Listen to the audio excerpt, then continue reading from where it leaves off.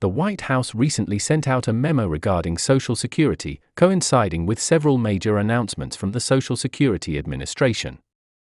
This memo is expected to impact millions of beneficiaries, bringing significant changes to the program. If you've been following the updates over the past few months, you are well aware that 2025 has already seen some unprecedented adjustments in Social Security policies.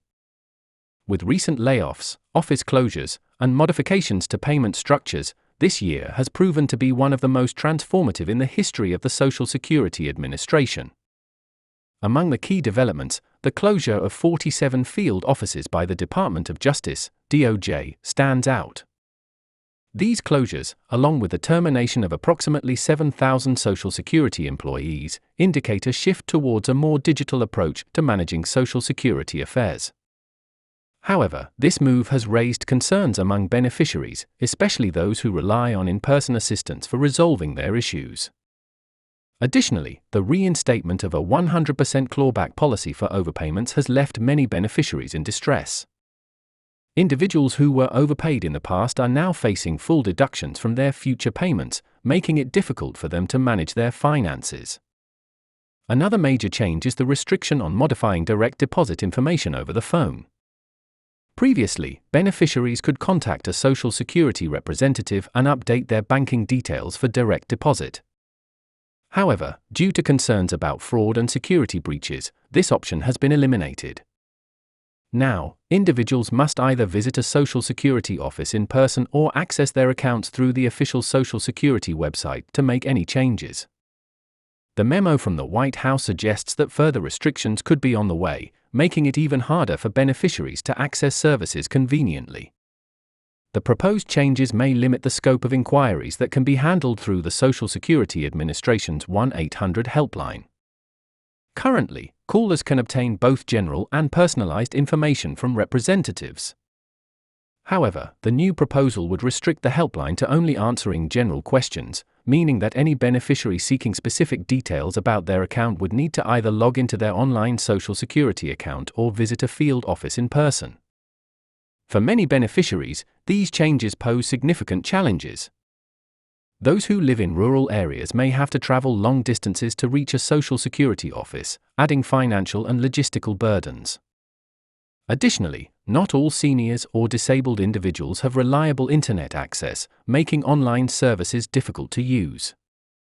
This shift to digital solutions, while aimed at increasing efficiency and security, could inadvertently exclude some of the most vulnerable beneficiaries from receiving the support they need.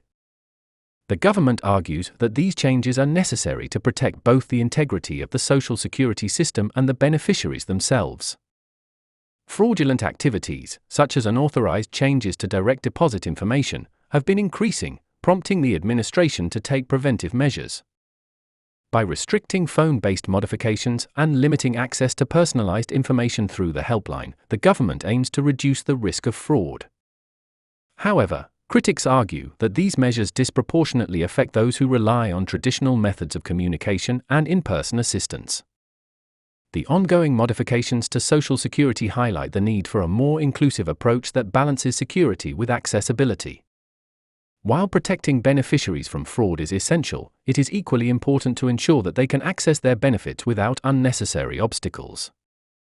Policymakers must consider alternative solutions, such as improving the functionality of the Social Security website, offering in-person support at community centers, or implementing mobile outreach programs for rural areas. Another pressing issue is the potential for future reductions in Social Security services.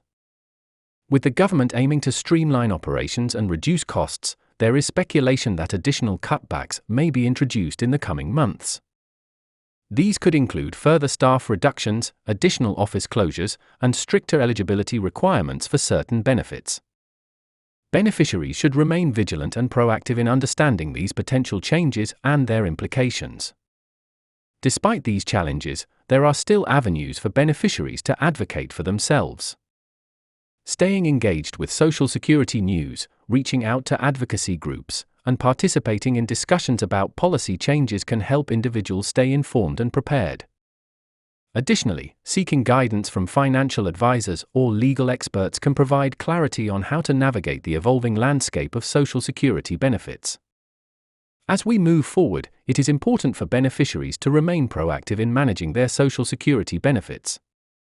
Regularly reviewing benefit statements, reporting any discrepancies immediately, and understanding the rules surrounding overpayments and clawbacks can help prevent unexpected financial setbacks.